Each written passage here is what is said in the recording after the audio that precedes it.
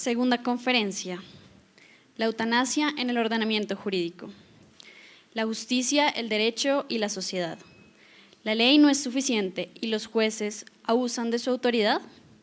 La democracia a veces nos deslumbra, pues llegamos a consensos sobre posturas irreconciliables, mas también cuántas veces nos decepciona. ¿Qué podemos aprender de la experiencia internacional? ¿Cuál es la perspectiva que se abre en nuestro país ante este escenario de la eutanasia? Por eso recibimos al doctor Juan Camilo Ramírez Ruiz, quien es abogado de la Universidad de los Andes, especialista en Derecho Comercial de la Universidad de los Andes y en Advanced Studies in Political, Economical and Social Studies, Social Science de la Universidad de Notre Dame, Estados Unidos.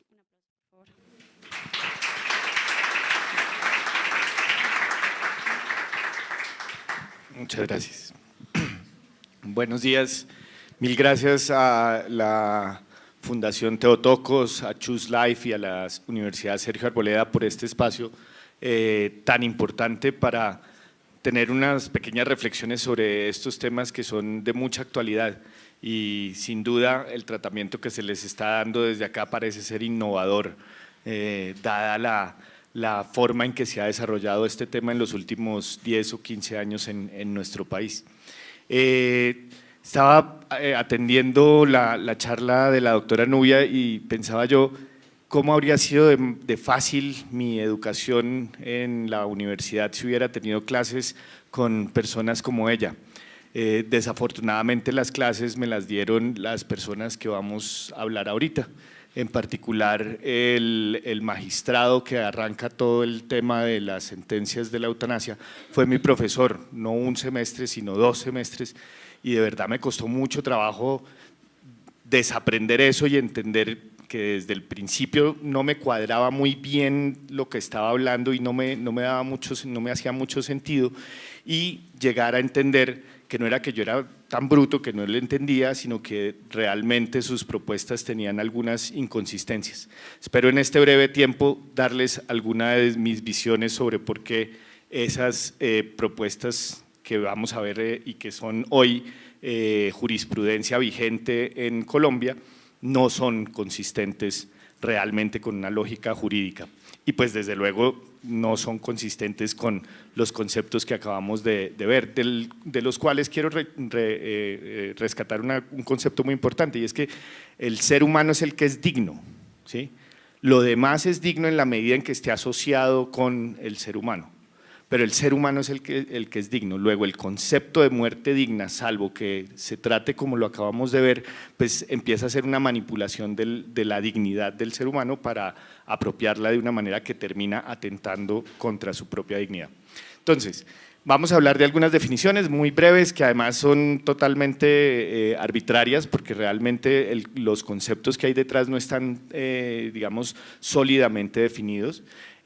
Vamos a ver el Código Penal colombiano, las sentencias y resoluciones que hay hoy vigentes sobre la eutanasia, algunos comentarios sobre el derecho comparado y unas conclusiones si el tiempo nos lo permite. Entonces, definiciones. La primera es la de la eutanasia, la definición, digamos, más objetiva sería la de la Organización Mundial de la Salud, si la Organización Mundial de la Salud no fuera un órgano politizado, pero pues, entonces la traigo acá porque pues, digamos, se trasciende el escenario de lo jurídico. Y es un acto deliberado de una persona con la intención de matar sin dolor o abstenerse de prevenir la muerte por causas naturales en caso de enfermedad terminal o coma irreversible de otra persona. Entonces, ya desde la definición, la eutanasia se encuadra dentro del acto de un ser humano que mata a otro, ¿sí? Eso legalmente se llama homicidio. No tiene ninguna otra clasificación, digamos, ¿sí? Pero está encuadrado de una manera tal que tiene unas características específicas. Entonces, el primero es que la intención es calificada, entonces es matar sin dolor, y de esa manera entonces se introducen conceptos como el homicidio por piedad, es decir, que hay un acto que se supone que es altruista o una intención altruista para cometer ese homicidio, y que además la persona que está en la circunstancia de ser asesinada, está padeciendo una enfermedad terminal o en un coma irreversible, ¿sí? Fíjense que en esa definición no está el elemento del consentimiento de la persona que quiere ser asesinada, ¿sí? Con lo cual ya ahí muestra el sesgo la OMS de cómo es que funcionan las cosas ahí. ¿Eso qué quiere decir? Que para la OMS usted no necesita decir que sí quiere que lo maten, no. Si es víctima de una enfermedad terminal y otro lo quiere matar por pasión, por piedad, bienvenido. Y por pasión, por compasión, perdón. Bueno, la ortotanasia, no, este concepto no está definido, no está, ni siquiera la Real Academia de la Lengua Española lo define. Entonces esta es una definición, digamos, un poco que trata de agregar varias de las definiciones que han salido en sentencias de la Corte y en otros documentos jurídicos, que es garantizar los cuidados necesarios al paciente según su estado, pero sin alterar el curso normal de la enfermedad cuando su desarrollo implica inevitablemente la muerte. Se viene de las raíces latinas de orto, recta, y muerte, que es como la muerte recta, digamos, que es simplemente atender al paciente en su estado terminal sin desviar las consecuencias propias de su enfermedad que seguramente lo van a conducir a la muerte. Y la distanasia, que también está en todos estos textos jurídicos, y traje la definición de la RAE, porque es que definitivamente las definiciones jurídicas son muy ambiguas, son muy complejas y son inclusive contradictorias entre sí. Entonces, la RAE lo define como la prolongación médicamente inútil de la agonía de un paciente sin perspectiva de cura. Entonces, lo primero que hay que empezar es que efectivamente en nuestra legislación la eutanasia está prevista en el Código Penal. ¿Sí? En el Código Penal, como ustedes saben, tenemos los delitos, es decir, aquellas cosas que si uno las hace terminan en la cárcel. Entonces, el artículo original, digamos, que es al que se refiere la primera sentencia, estaba en el artículo 326 del decreto 100 del 1980, que era en su momento el Código Penal, que fue reemplazado por el artículo 106 de la Ley 599 del 2000, que es nuestro Código Penal actual. Y el texto dice, es homicidio por piedad. Y él dice, el que matare a otro por piedad para poner fin a intensos sufrimientos provenientes de lesión corporal o enfermedad grave o incurable, incurrirá en prisión de 6 meses a 3 años. ¿Eso qué es? Eso es un tipo clásico penal donde dice, si usted hace esto, lo meto a la cárcel por tanto tiempo, ¿sí? Es decir, no lo haga, ¿no? Porque uno no quiere estar en la cárcel. Sin embargo, el profesor que les comentaba, que era mi profesor de filosofía del derecho, lo apodábamos familiarmente Papá Noel, porque tenía la fisionomía de un Papá Noel, que es el magistrado Carlos Gaviria Díaz, ya hoy pues muerto, pero que además fue uno de los primeros magistrados de la Corte Constitucional y fue el primer magistrado de la Corte Constitucional que quiso ser presidente de Colombia, lo cual pues ya introduce un sesgo ahí a su, digamos, ánimo de ser juez si su expectativa era después ser presidente. Entonces, ¿qué dice él? Y lo apoyan en su momento 6 de 9 magistrados.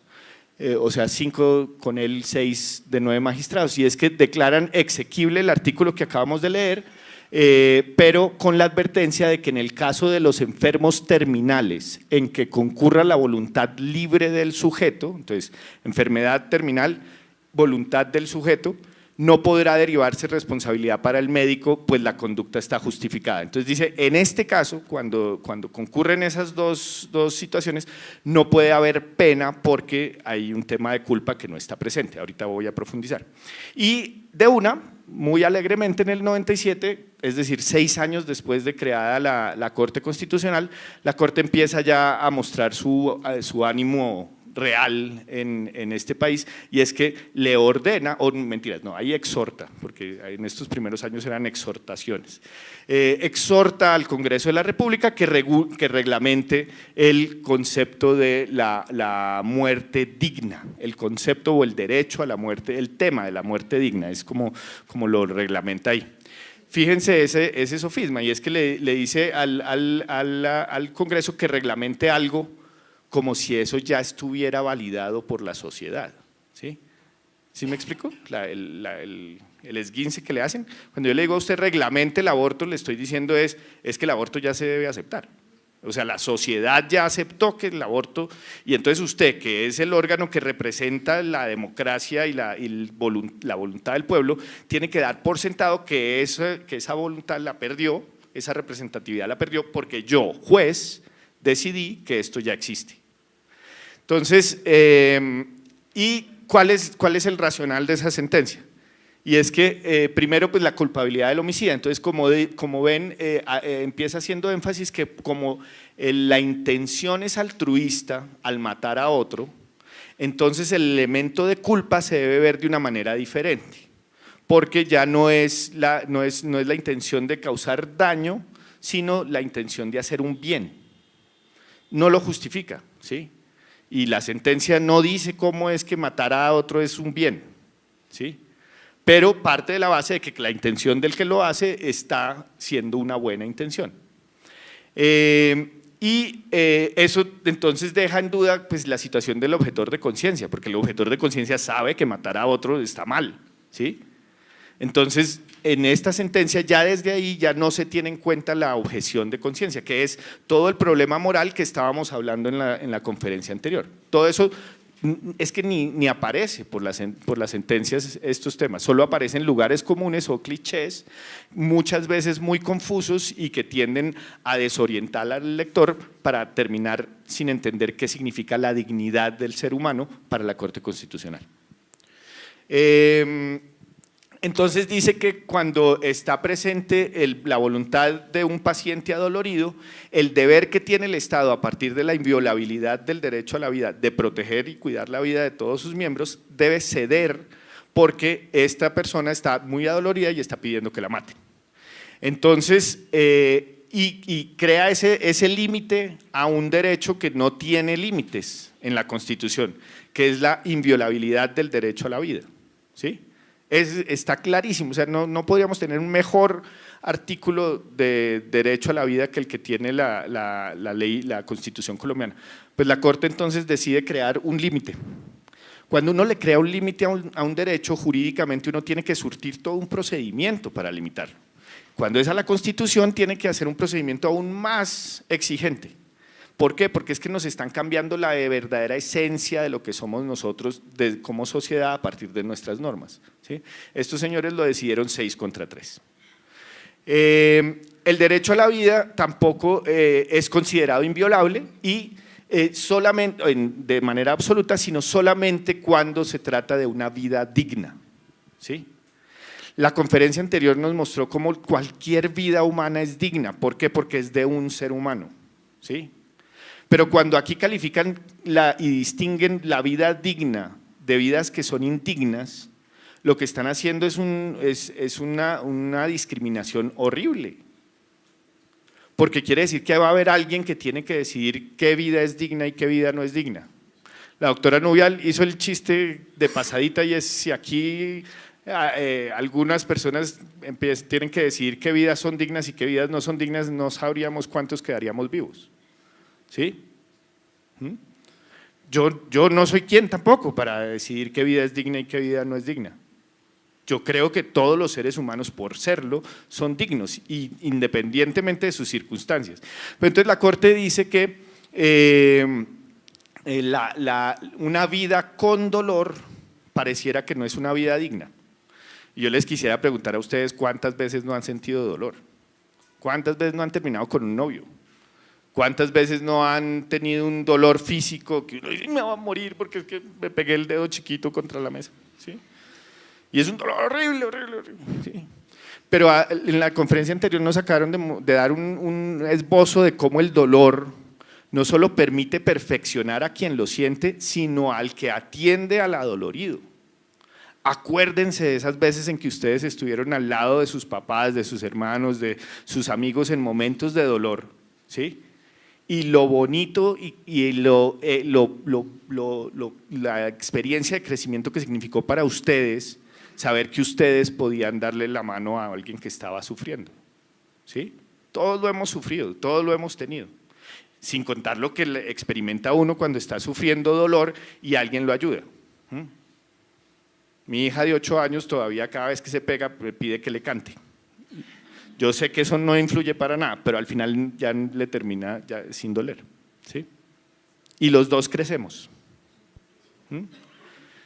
Entonces, esta limitación de la vida digna no está en la Constitución, porque la vida que está protegida en la Constitución es todas las vidas, cualquier vida, no es la vida digna o la que a la Corte se le ocurra que es digna y la que no, no. ¿Quién decide el carácter digno de la vida? Pues ni idea, parece que la Corte. ¿Y por qué la Corte? ¿Quién los eligió? ¿Por qué ellos van a decidir si mi vida es digna o no? El dolor, entonces, como veníamos diciendo, es parte de la vida y dignifica al ser humano. Y la Corte, este señor Carlos Gaviria, se inventó un derecho que es el derecho a morir dignamente, que se deriva del derecho a la vida digna, ¿sí?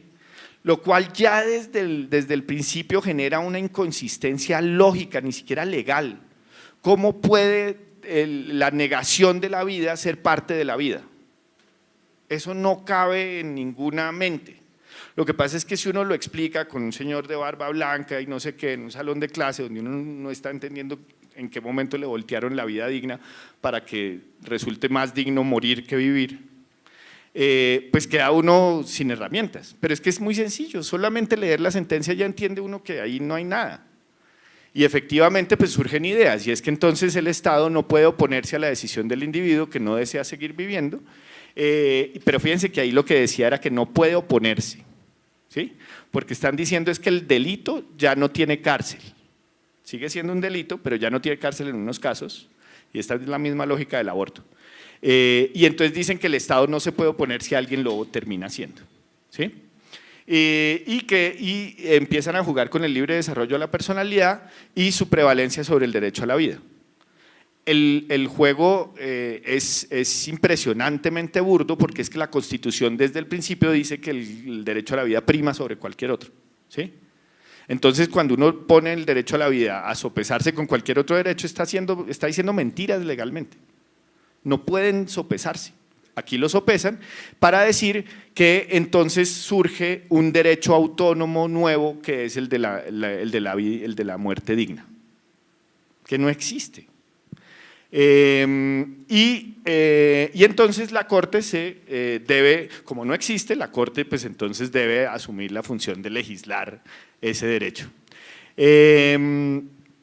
Entonces, y genera unas pautas para la reglamentación de ese derecho. Entonces dice que se debe verificar rigurosamente la situación real del paciente, de la enfermedad, de la madurez del juicio y de la voluntad inequívoca de morir. Tiene que haber una indicación clara de los sujetos que tienen que intervenir en el proceso, las circunstancias, cómo se debe manifestar el consentimiento para que pueda ser verificado, para que sea realmente libre, bien formado, bueno. Las medidas que se deben ser usadas por el sujeto calificado para obtener el resultado filantrópico, que es la muerte, ¿no? Y la incorporación al proceso educativo de temas como el valor de la vida y su relación. Esto es básicamente la estrategia que ha seguido, digamos, el movimiento en contra de la vida en todas las sentencias de la Corte, y es darle un giro que no tiene, crear un concepto que no existe y ponerle unas palabras, pues digamos, bonitas que lo adornen y inmediatamente mandar a que se reglamente y a que se lleve al sistema educativo estos conceptos, ¿sí? Porque su intención no es solo cambiar la ley, es cambiar la sociedad a través de estas sentencias. Bueno, entonces eso quedó en el 97, nadie les hizo caso, el Congreso nunca reguló eso, pues porque obviamente en Colombia la eutanasia no es un bien jurídico que los colombianos queramos proteger. Y entonces en el 2014 escogen un caso. Todo esto es producto de una cosa que se llama el litigio estratégico, ¿no es cierto?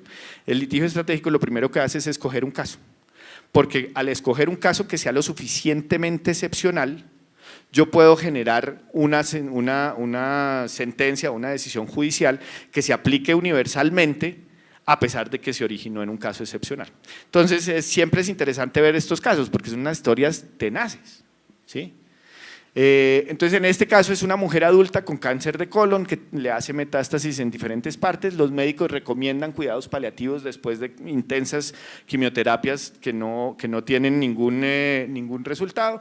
Y la paciente solicita la eutanasia, los médicos se niegan porque dicen que no, a pesar de que la sentencia había despenalizado la eutanasia varios años antes. Las dos instancias en la tutela la niegan, pero la Corte la concede. La concede cuando la paciente ya se murió, ¿sí? Y entonces se inventa un concepto que es el más chistoso de todos, y es que la tutela es para evitar un perjuicio, ¿sí?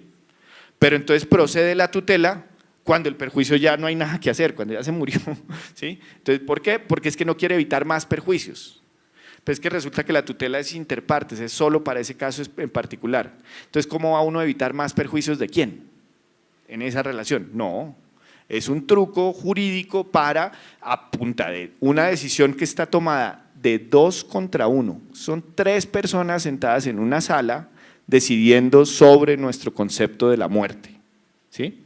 Y estas son 2 personas que creen que tienen la razón contra otra que dice que no, que están equivocados. Si uno lee los salvamentos de voto de todas estas sentencias son lindísimos, porque no hay que leer nada más. El salvamento de voto ya le dice a uno lo imposible, el razonamiento jurídico de la sentencia original. ¿Por qué el salvamento de voto, que es mejor sustentado, que es mucho más lógico y que es mucho más firme, no fue el que prevaleció? Porque había minoría, pero no una minoría, no, una persona contra 2 y tenemos maravilla de sentencia. Entonces la Corte, pues a pesar de que ya había muerto y como ya el daño estaba hecho, pues digamos, dice, no, entonces de una vez me echo la palomita y cojo este caso y regulo. ¿Qué regula? Ordena al Ministerio de Salud que en 30 días contados a partir de la fecha se emita una directriz y disponga todo lo necesario para que todo el sistema de salud reglamente la eutanasia.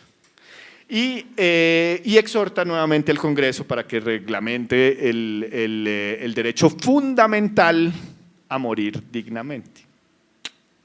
Si ven en el esguincecito ahí el mico, y es que primero no había derecho. Se inventaron el derecho porque no era ni el derecho a la vida ni el derecho a la autonomía individual. Entonces inventaron el derecho a morir libremente. Y en esta sentencia mágicamente de la manga deciden que es fundamental. Cuando deciden que es fundamental, quiere decir que el derecho es susceptible de ser protegido mediante la acción de tutela. Lo cual es aún más absurdo, porque ¿por qué le protegen el derecho a morir dignamente a una persona que ya murió en una acción de tutela cuando todavía no era claro que ahí había un derecho fundamental? Todos se lo inventaron. En una sola sentencia se inventaron el procedimiento, se inventaron el derecho, se inventaron que era fundamental, se inventaron su propia competencia y se inventaron la reglamentación. ¿Quién conocen ustedes que pueda hacer eso? Ni Uribe en sus mejores momentos. Bueno, entonces, ¿cuáles son el racional de esa sentencia? Y es que el sujeto pasivo, o sea, los elementos objetivos es que el sujeto pasivo, es decir, el que van a matar, padece una enfermedad terminal. Que el sujeto activo, es decir, el que va a matar, el homicida, el delincuente, porque sigue siendo un delito, que realiza la acción o omisión tendiente a acabar con los dolores del paciente, es quien en todos los casos debe ser un médico. Entonces ya calificaron al homicida. Si usted es médico, pilas. ¿Por qué? A pesar de que usted estudió eso por su vocación de proteger y sanar y cuidar la vida, eventualmente usted va a terminar siendo obligado a matar. Y 3, debe producirse por petición expresa y reiterada e informada de los pacientes. Petición expresa, reiterada e informada. Muy pocos actos jurídicos en el universo requieren que uno los reitere. Porque digamos, la ciencia del derecho parte de la base de que si usted expresó su voluntad, usted la va a cumplir, ¿sí? ¿Para qué le piden a uno que reitere una voluntad que uno ya hizo? Eso lo que implica es que desde el principio hay falta de confianza del que está regulando sobre la claridad del consentimiento que está dando esa persona cuando dio su voluntad, ¿sí? Entonces él les da un poquito de pena y entonces le dice, bueno, usted ya dijo que se quería matar, pero antecitos le volvemos a preguntar, ¿sí? Porque es posible que cuando usted lo dijo, algo le pasaba. Entonces, para no irla a embarrar y no matarlo contra su propia voluntad al final, le volvemos a preguntar antecitos. Bueno, introduce unas definiciones ambiguas, aquí la Corte se echa unos, ahí es cuando habla de distanasia, de eutanasia indirecta, bueno, unas cosas. La eutanasia indirecta no es eutanasia, la eutanasia indirecta es que simplemente le quitan los medios de asistencia a la vida a la persona y pues desde luego es el curso natural de su enfermedad, pues termina muriendo, ¿sí? Pero no es el acto positivo de matar a alguien, ¿no? Fundamental. Bueno, y crean el derecho fundamental a morir dignamente, que es, ahí se los dejo para que lo consulten después. No sirve para nada leer eso porque es en realidad un enredo sobre la dignidad de la vida y cómo para vivir una vida digna hay que matar a alguien. Que eso, pues digamos, no resiste ninguna lógica jurídica, pero ahí está y sigue siendo vigente no porque los abogados compartamos eso, sino porque siguen siendo 2 contra 1. Entonces, obviamente eso deja por delante el tema de la dignidad del hombre, que ya lo estudiamos en la charla anterior, el tema de que la vida entonces implica la muerte, que es una negación ahí complicada porque la buena vida entonces implica la buena muerte, la autonomía individual está por encima de la vida. Y pues desde luego evidencia en la capacidad regulatoria excedida. ¿En qué consiste? En que crea un nuevo derecho fundamental. Eso no se puede hacer. Una ley para crear un nuevo derecho fundamental se toma 2 años, ¿sí? Y tiene un montón de procedimientos. O sea, traten de sacar una ley en el Congreso de la República para meter un nuevo derecho fundamental. Les aseguro que no lo van a lograr porque las mayorías y todo eso es imposible. Pero estos tipos, pues, en una sentencia de 2 contra 1, sacaron un derecho fundamental. Ordena al Ejecutivo reglamentar, que eso pues es, los que han estudiado algo de ciencias políticas, es un claro despropósito porque el órgano legislativo no le puede ordenar al Ejecutivo que reglamente, porque algo falta ahí, ¿no es cierto? Una ley, ¿sí? Y entonces como falta la ley, le ordena al legislador legislar, ¿sí?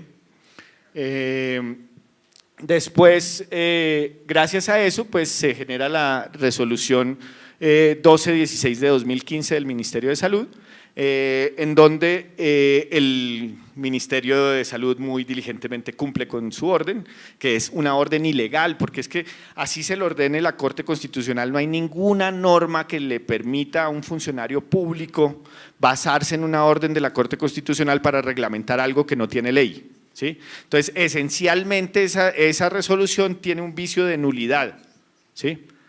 Lo que pasa es que, claro, y hemos trabajado con muchos abogados para ver, bueno, metamos la acción de nulidad, que funciona, pues porque le falta la ley y es uno de los presupuestos, entonces pues debe pasar rápidamente. No, porque es que el sistema judicial lo tenemos en problema, ¿sí? Porque es ideológico. Si fuera un sistema judicial ortodoxo, como se supone que enseñaban en la universidad, pues decidiría en derecho y no en política.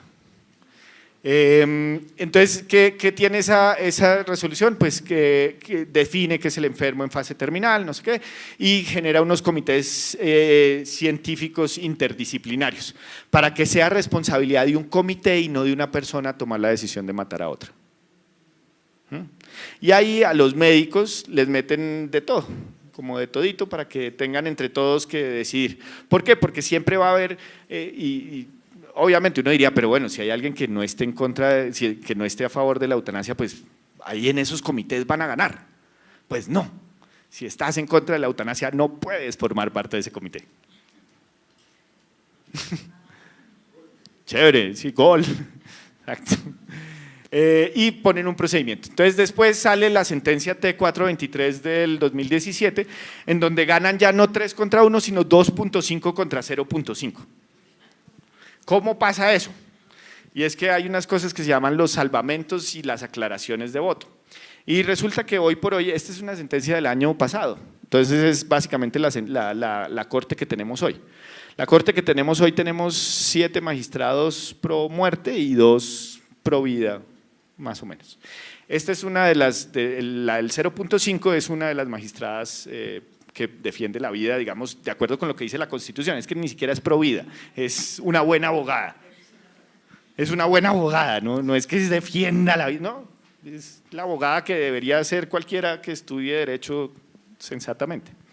Entonces, pero por eso es que es 0.5, porque ella entiende lo ilógico de las sentencias anteriores, ¿sí? Pero dice que entiende que esas sentencias vinculan las decisiones de ahí en adelante. Es una posición bien discutible desde el punto de vista jurídico, pero ella la coge, es válida porque la propia Corte ha dicho que sus sentencias la obligan a sí mismas cuando le da la gana, porque cuando no le da la gana no la obligan a sí misma.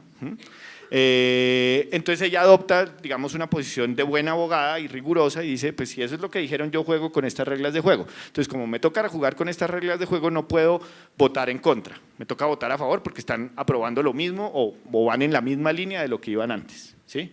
Pero salva el voto, y el salvamento de voto es realmente muy bueno porque de verdad es una buena abogada. Entonces, ¿y qué hace cuáles son los hechos acá? Una mujer de 24 años con metástasis en diferentes partes, la familia pide eutanasia, la paciente es ambigua en la solicitud. La paciente primero dice, sí, primero son los tíos los que dicen que quieren la eutanasia, entonces el médico, ¿cómo así? No, pero preguntémosle, ¿no? Entonces van y le preguntan y ella, no, sí, la eutanasia, sí, es que me duele, no es que… Entonces, bueno, pero, y después entonces le van a aplicar quimioterapia y dice, no quiero quimioterapia porque es que le tengo miedo a los efectos secundarios. Cuando uno le tiene miedo a los efectos secundarios de una droga, pues es porque quiere vivir, ¿no es cierto? Y los médicos lo dicen en la sentencia, o sea, esto no me lo estoy inventando yo, eso está en la sentencia, y entonces el consentimiento de la persona fue ambiguo, porque por un lado, cuando la familia pedía la eutanasia y estaban ahí, pues ella también quería eutanasia, pero por el otro lado, cuando le estaban aplicando la medicina, le tenía miedo a los efectos secundarios y cómo eso iba a afectar su vida. Entonces, es ambiguo. La familia sí no es ambigua, la familia, digamos, en todas las instancias procesales la quería matar. Y presenta un cuadro depresivo por el estado y el dolor que experimenta.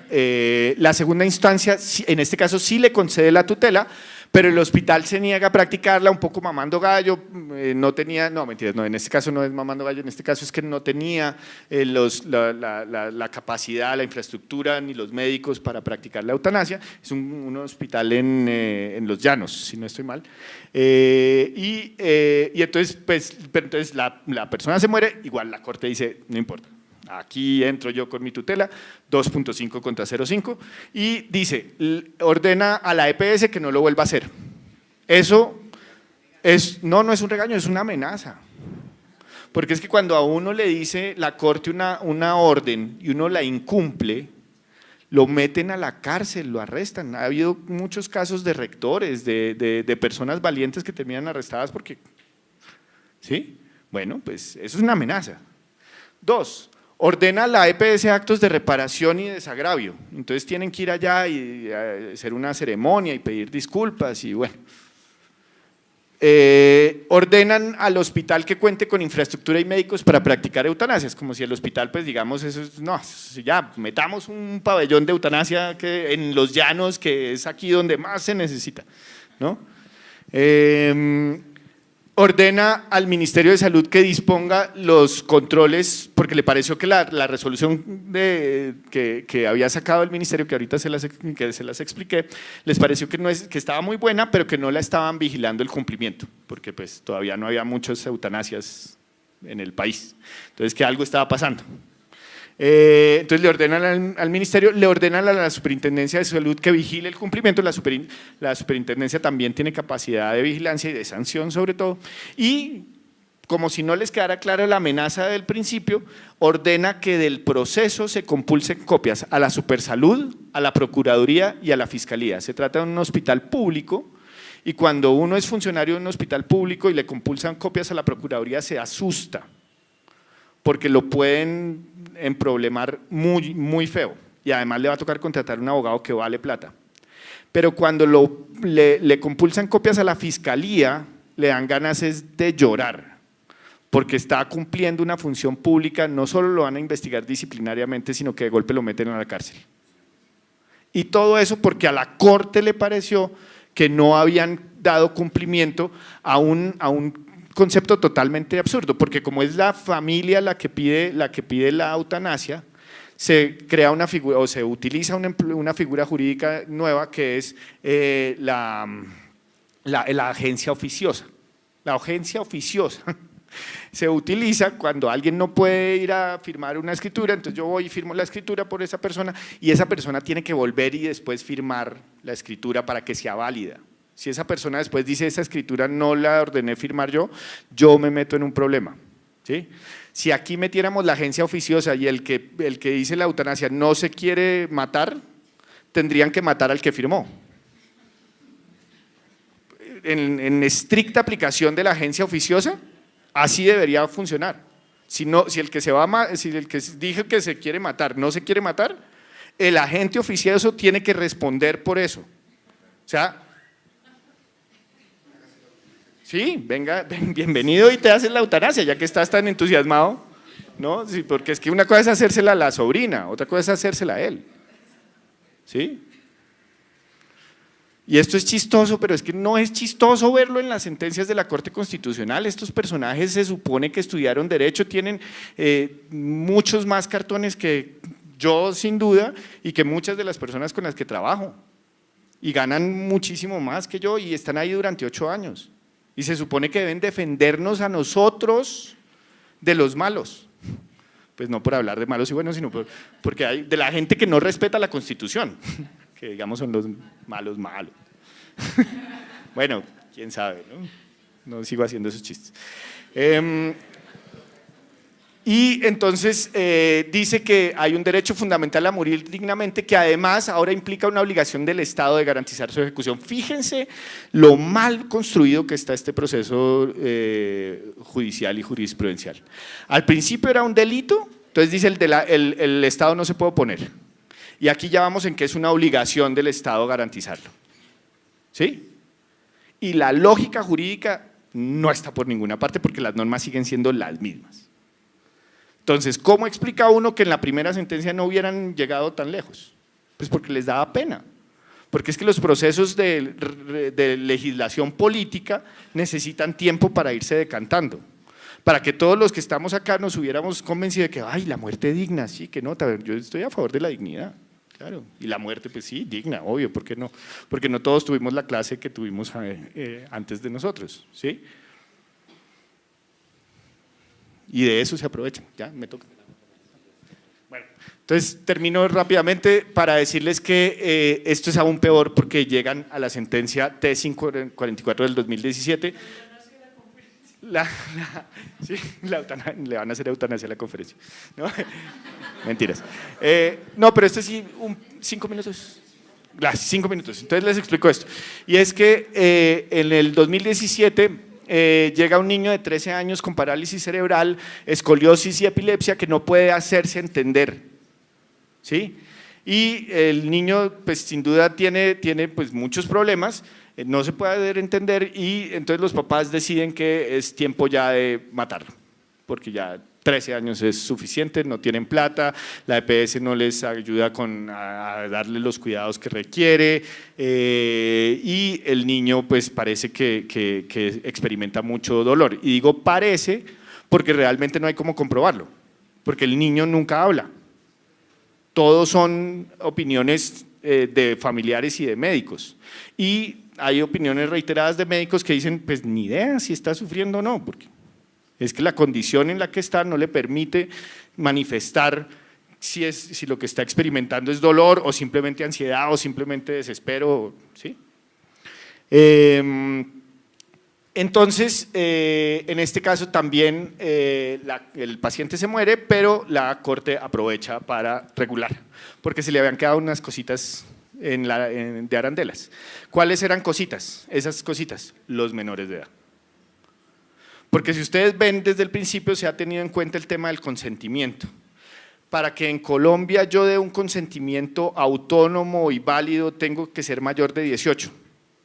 ¿Para qué más tengo que ser mayor de 18? Para elegir a mis gobernantes. ¿Para qué más tengo que ser mayor de 18? Para comprar un carro. ¿Para qué más tengo que ser mayor de 18? Para tomarme un trago. Y también para pedir cigarrillos, ¿no es cierto? ¿Por qué tengo que ser mayor de 18 para todo eso? Porque implican actos de responsabilidad. Comprar una casa, comprar unos cigarrillos, tomarse una cerveza, ¿no es cierto? Y el Estado ha dicho tajantemente que antes de los 18 años usted no tiene la madurez y la competencia para decidir eso. Tajantemente. Y ahí batidas todos los fines de semana con niños tomando cerveza en la 82 que terminan encarcelados porque no pueden estar tomando cerveza porque no tienen la edad para decidir si una cerveza les cae bien o les cae mal. ¿Sí? Pues no. En esta sentencia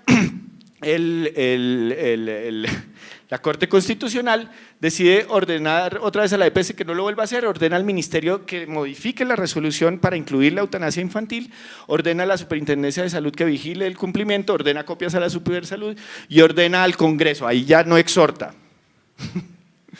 Y las leyes siguen siendo las mismas, es que lo chistoso es que es lo mismo, las competencias del Congreso, de la Corte y del Gobierno siguen siendo las mismas, porque al principio exhortaba y ahora ordenaba. ¿Qué pasó ahí en la mitad? Que nosotros no dijimos nada, eso es lo que pasó. Entonces si uno no dice nada, pues ellos, ¿sí? Como yo con el tiempo. Entonces, finalmente, entonces expiden una sentencia horrible y sale la resolución 825 del 2018 que nos deja hoy en día como el segundo país en el mundo que aprueba la eutanasia infantil en el mundo. El otro es Bélgica. Hay un video que les recomiendo en YouTube sobre la eutanasia de una organización que se llama ADF. Hermoso, muestra los efectos de la eutanasia en la sociedad belga, con cifras y con personas, o sea, no estamos mamando gallo. ¿Sí? Ahora nosotros tenemos el segundo lugar, ¿sí? Una nota, somos el país más de avanzada en Latinoamérica, ¿sí? Y el segundo más de avanzada en el mundo. ¿En qué? En matar niños. Y en este caso hay un problema fundamental, y es que los niños, pues primero que sabemos que no tienen, es decir, de verdad, mi hija a veces se cae y siente que se va a morir. ¿Sí? Y le canto la canción y siente que la vida es maravillosa como nunca antes, ¿sí? Y todo eso pasa en 2 minutos y puede volver a pasar 10 minutos después, ¿sí? Bueno, esa niña de 8 años tiene la capacidad de decidir la eutanasia para ella. Lo pueden decidir de 6 a 12 años con unas restricciones. Las restricciones básicamente que necesitan el consentimiento del papá, o pues de los papás, no puede ser el papá adoptivo, el acudiente o que, no, los papás, o sea, que si no están los papás, entonces ya no se requiere el consentimiento de la abuela que lo cuida, no, ya no. Y a partir de los 14 años pueden decidir lo que se les dé la gana, ¿sí? Y si el papá se opone, pues de malas papá, porque ya tiene 14 años y puede decidir sobre la muerte, pero eso sí, no puede salir a comprar cerveza, porque esa decisión te queda muy grande. Y de golpe te matas, ¿no? Pero la eutanasia, está bien, pues tú sí eres consciente de eso. Esa es la situación actual de la eutanasia en Colombia. Estos son algunos países que la han aprobado, no son muchos, y Suiza, que es el rey del todo vale, ni siquiera tiene aprobada la eutanasia, lo que tiene aprobada es una forma del suicidio asistido, cobran por eso y se ha vuelto un negocio irse a matar en Suiza. Hay una película de una gente ahí, de una pareja que en el último acto de amor es llevar al rico a matarse en Suiza y todos quedamos conmovidos y bueno, en fin. Las conclusiones, sí es importante, y es que estamos en una verdadera dictadura de la Corte Constitucional. Esto de lo que estoy hablando son los elementos del libro de una dictadura. Esto es una dictadura, no se llamen engaños. Es una dictadura de 9 personas contra 50 millones de colombianos. Está extralimitada completamente, las sentencias son ideológicas, la falta de razonabilidad jurídica y lógica lo que demuestra no es que son malos abogados, es que son más ideólogos y políticos que abogados, Y eso es terrible, porque una dictadura de los abogados ideológica nos va a llevar en muy poco tiempo, como nos ha venido llevando, a ser los primeros en todo. El concepto de vida digna es discriminatorio en esencia. El dolor como atentado contra la dignidad del hombre no es cierto, eso es una mentira. La vida es relativa y no un principio fundamental, eso es una modificación de la Constitución, la vida no es relativa, es absoluta.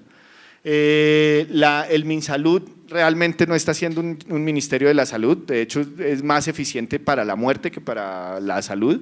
Se demoró menos en sacar la eutanasia infantil que resolver el problema de las citas para las prepagadas.